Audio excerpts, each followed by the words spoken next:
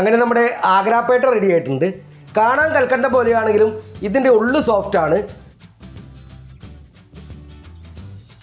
എല്ലാവർക്കും നമസ്കാരം. ഇന്ന് നമ്മളിവിടെ ഉണ്ടാക്കാൻ പോകുന്നത് ആഗ്രാപേട്ടയാണ്. കുറച്ച് സമയമെടുക്കുമെങ്കിലും കുറഞ്ഞ ചേരുവയിൽ സിമ്പിളായി ഉണ്ടാക്കാൻ പറ്റിയ ഒരു ഉത്തരേന്ത്യൻ സ്വീറ്റാണിത്. അപ്പോൾ കുമ്പളങ്ങ ഉപയോഗിച്ചുണ്ടാക്കുന്ന ഈ സ്വീറ്റ് എങ്ങനെ ഉണ്ടാക്കാമെന്ന് നമുക്ക് നോക്കാം. പേട്ട ഉണ്ടാക്കാനായിട്ട് നമ്മളിവിടെ നല്ലവണ്ണം മൂത്ത് പാകമായ ഒരു കുമ്പളങ്ങ എടുത്തിട്ടുണ്ട്. നല്ല വലിപ്പമുള്ള മൂത്ത് പാകമായ പുറത്തെല്ലാം ഇങ്ങനെ വെളുത്ത കളർ വന്ന കുമ്പളങ്ങയാണ് പേട്ട ഉണ്ടാക്കാൻ നല്ലത്. ഇതിൽ നിന്നും ചെറിയൊരു കഷ്ണം മുറിച്ചെടുത്താണ് നമ്മളിന്ന് പേട്ട ഉണ്ടാക്കുന്നത്. അഥവാ നിങ്ങൾ കുമ്പളങ്ങ കഷ്ണമായിട്ടാണ് വാങ്ങുന്നതെങ്കിൽ നടുഭാഗത്തുള്ള കഷ്ണം വാങ്ങാൻ ശ്രദ്ധിക്കണം. ഇനി നമുക്കിതിൽ നിന്നും ഒരു കഷ്ണം വട്ടത്തിൽ മുറിച്ചെടുക്കാം.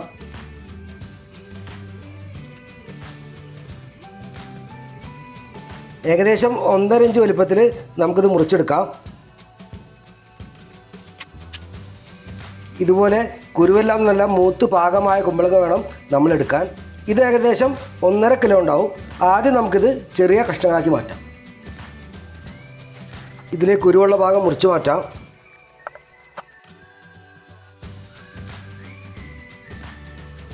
എല്ലാം നമ്മൾ ചെറിയ കഷ്ണങ്ങളാക്കി മുറിച്ചെടുത്തിട്ടുണ്ട്. ഇനി നമുക്കിതിലെ പച്ച നിറമുള്ള തൊലിയുടെ ഭാഗവും സോഫ്റ്റായ കുരുവിൻ്റെ ഭാഗവും മുറിച്ച് കളയാം.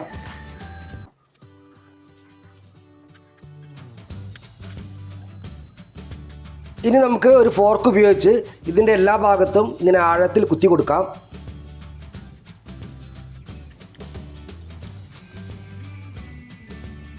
ചുണ്ണാമ്പിലാനയും പഞ്ചസാരപ്പാനയും ഉള്ളിലേക്ക് ഇറങ്ങാൻ വേണ്ടിയിട്ടാണ് നമ്മളിതിങ്ങനെ കുത്തി കൊടുക്കുന്നത്. എല്ലാം നമ്മൾ കുത്തിയെടുത്തിട്ടുണ്ട്. തൊലിയെല്ലാം മാറ്റി കളഞ്ഞപ്പോൾ ഈ കുമ്പളങ്ങ ഏകദേശം 1 കിലോ ഉണ്ടാവും. ഇനി നമുക്കിത് കുറഞ്ഞത് 6 മണിക്കൂറെങ്കിലും ചുണ്ണാമ്പിലായനിൽ മുക്കി വയ്ക്കണം. വേവിച്ചെടുക്കുമ്പോൾ ഉടഞ്ഞു പോകാതിരിക്കാനാണ് നമ്മളിത് ചുണ്ണാമ്പ് വെള്ളത്തിൽ ഇട്ട് വയ്ക്കുന്നത്. അതിനായിട്ട് നമ്മളിവിടെ 1/2 ടേബിൾ സ്പൂൺ ചുണ്ണാമ്പാണ് എടുത്തിരിക്കുന്നത്. ഇത് വെറ്റില മുറുക്കാൻ ഉപയോഗിക്കുന്ന ചുണ്ണാമ്പാണ്. മുറുക്കാൻ കടകളിൽ ഇത് വാങ്ങാൻ കിട്ടും. ആദ്യം നമുക്കിത് അല്പം വെള്ളത്തിൽ കലക്കിയെടുക്കാം. ഞാനിവിടെ 1/2 ഗ്ലാസ് വെള്ളം ചേർക്കുന്നുണ്ട്. ഇനി ഇത് കൂടുതൽ വെള്ളം ചേർത്ത് നേർപ്പിക്കാം. കഷ്ണങ്ങളാക്കിയ കുമ്പളങ്ങ ഇതിൽ മുക്കി വയ്ക്കാം. കുമ്പളങ്ങ ഇതുപോലെ വെള്ളത്തിൽ പൂർണ്ണമായും മുങ്ങിക്കിടക്കണം. പോരെങ്കിൽ അല്പം വെള്ളം കൂടി ഒഴിച്ചു കൊടുക്കാവുന്നതാണ്. ചെറിയ കഷ്ണങ്ങളാക്കി മുറിച്ചെടുത്ത് ചുണ്ണാമ്പ് വെള്ളത്തിൽ ഇട്ട് വെക്കുന്നതിന് മുന്നേ കുമ്പളങ്ങ കഴുകേണ്ട ആവശ്യമില്ല. കാരണം ഇത് നമ്മൾ പിന്നീട് നന്നായി കഴുകിയെടുക്കുന്നതാണ്. ഇനി നമുക്കിത് കുറഞ്ഞത് 6 മണിക്കൂർ ഇല്ലെങ്കിൽ രാത്രി മുഴുവൻ ഇങ്ങനെ തന്നെ വയ്ക്കാം. കുമ്പളങ്ങ നമ്മൾ ചുണ്ണാമ്പ് വെള്ളത്തിൽ ഇട്ട് വെച്ചിട്ട് ഇപ്പോൾ ഏകദേശം 6 മണിക്കൂർ കഴിഞ്ഞിട്ടുണ്ട്. ഇനി നമുക്കിത് നന്നായി കഴുകിയെടുക്കാം.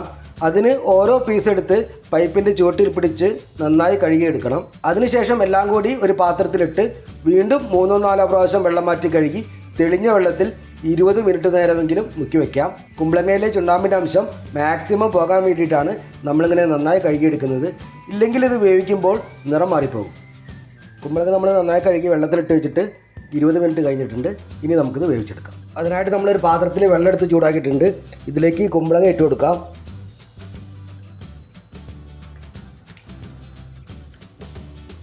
കുമ്പളങ്ങയെല്ലാം നല്ലവണ്ണം മുങ്ങിക്കിടക്കുന്നത് പോലെ വേണം വെള്ളം ഒഴിക്കാൻ. ഇനി നമുക്കിത് നല്ലവണ്ണം ട്രാൻസ്പെറൻറ്റ് ആവുന്നത് വരെ അടച്ചു വെച്ച് 20 മിനിറ്റോളം വേവിച്ചെടുക്കാം. കുമ്പളങ്ങ വന്ന് നല്ല ട്രാൻസ്പെറൻറ്റ് ആയിട്ടുണ്ട്. ഇനി നമുക്കിത് വെള്ളം ഊറിപ്പോകാൻ വേണ്ടി ഒരു അരിപ്പപാത്രത്തിലേക്ക് മാറ്റാം. ഇനി നമുക്കിത് പഞ്ചസാര പാനിയിലിട്ട് പേട്ട തയ്യാറാക്കാം. അതിനായിട്ട് നമുക്ക് ഒരു പാത്രത്തിൽ 4 ഗ്ലാസ് പഞ്ചസാര എടുക്കാം. ഇതിലേക്ക് 3 ഗ്ലാസ് വെള്ളം ഒഴിക്കാം. ഇനി നമുക്കിത് സ്റ്റൗ ഓണാക്കി ഉരുക്കിയെടുക്കാം. പഞ്ചസാര ഉരുക്കി വരുമ്പോൾ ഇതിലേക്ക് 1/2 ടീസ്പൂൺ ഏലക്കയുടെ കുരു പൊടിച്ചത് ചേർക്കാം. നന്നായി മിക്സ് ചെയ്യാം. ഏലക്കയ്ക്ക് പകരം നമുക്ക് ഇഷ്ടമുള്ള ഫ്ലേവർ ചേർക്കാവുന്നതാണ്. ഇനി നമുക്കിതിലേക്ക് വേവിച്ച് വെച്ചിരിക്കുന്ന കുമ്പളങ്ങ ചേർക്കാം.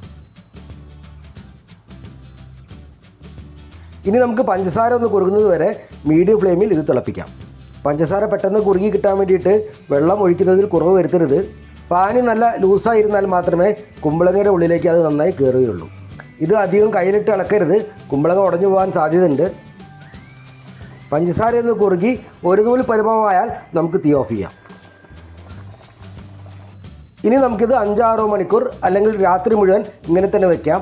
ആ സമയം കൊണ്ട് കുമ്പളങ്ങയിൽ ബാക്കിയുള്ള വെള്ളം കൂടി ഊറി പുറത്തു വരും. കുമ്പളങ്ങ നമ്മൾ പഞ്ചസാര പാനിയിൽ ഇട്ട് വെച്ചിട്ട് ഇപ്പോൾ ഏകദേശം 6 മണിക്കൂർ കഴിഞ്ഞിട്ടുണ്ട്. കുമ്പളങ്ങ ചുരുങ്ങി അതിലെ വെള്ളമെല്ലാം പുറത്ത് വന്നിട്ടുണ്ട്. ഇനി നമുക്കിത് വീണ്ടും തിളപ്പിക്കാം. പാനി ചൂടായി വരുമ്പോഴേക്കും ഇതെല്ലാം നമുക്കൊന്ന് മറച്ചിട്ട് കൊടുക്കാം.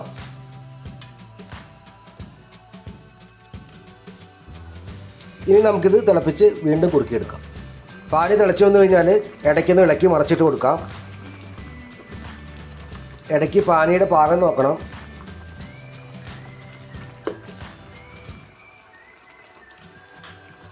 പാനി കുറുകി ഒരു നൂൽ പരുവമായി കഴിഞ്ഞാൽ നമുക്ക് തീ ഓഫ് ചെയ്യാം. ഇനി നമുക്ക് കൂടുതലുള്ള പാനി വാർന്നു പോകാനായി പേട്ട നമുക്കൊരു ഗ്രില്ലിൻ്റെ മുകളിലേക്ക് മാറ്റാം. അതിനായിട്ട് ഞാനൊരു ഗ്രില്ല് ഒരു പാത്രത്തിന് മുകളിൽ വെച്ചിട്ടുണ്ട്. ഗ്രില്ലിന് പകരം പൊടിയരിക്കുന്ന സ്റ്റീലിൻ്റെ അരിപ്പയായാലും മതി. അടിയിൽ എന്തെങ്കിലും ഒരു പാത്രം വെച്ച് അരിപ്പ ഇതുപോലെ പൊന്തിച്ച് വെക്കണം. അധികം തണുക്കുന്നതിന് മുന്നേ തന്നെ പേട്ട നമുക്ക് ഗ്രില്ലിൻ്റെ മുകളിലേക്ക് മാറ്റാം.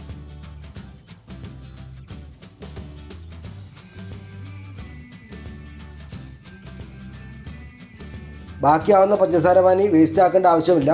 ഇതുപോലെ നമുക്ക് വീണ്ടും പേട്ട ഉണ്ടാക്കാൻ ഉപയോഗിക്കാം. ഇനി നമുക്കിത് നന്നായി ഡ്രൈ ആവുന്നത് വരെ വെയിറ്റ് ചെയ്യാം. ഫാനിൻ്റെ അടിയിൽ വെക്കുകയാണെങ്കിൽ പെട്ടെന്ന് തന്നെ നമുക്കിത് ഡ്രൈ ആയി കിട്ടും. ക്യാൻഡി നമ്മൾ ഡ്രൈ ആവാൻ വെച്ചിട്ട് ഏകദേശം 8 മണിക്കൂർ കഴിഞ്ഞിട്ടുണ്ട്. ഇനി നമുക്കിത് നേരെ കഴിക്കാവുന്നതാണ്. ബാക്കിയുള്ളത് ഒരു പാത്രത്തിൽ അടച്ച് സൂക്ഷിക്കാം. ഫ്രിഡ്ജിൽ സൂക്ഷിക്കേണ്ട ആവശ്യമില്ല. അല്ലാതെ തന്നെ ഇത് കുറേ നാൾ കേടുകൂടാതിരിക്കും.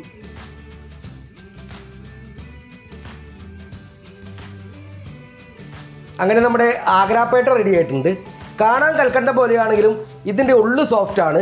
ഉത്തരേന്ത്യയിൽ വളരെ ഫേമസ് ആയ സ്വീറ്റ് എല്ലാവർക്കും ഇഷ്ടമാകണമെന്നില്ല. നിങ്ങളൊന്ന് ട്രൈ ചെയ്ത് നോക്കിയിട്ട് എന്നോട് അഭിപ്രായം പറയണം. മറ്റൊരു വീഡിയോയുമായിട്ട് ഞാൻ വീണ്ടും വരാം.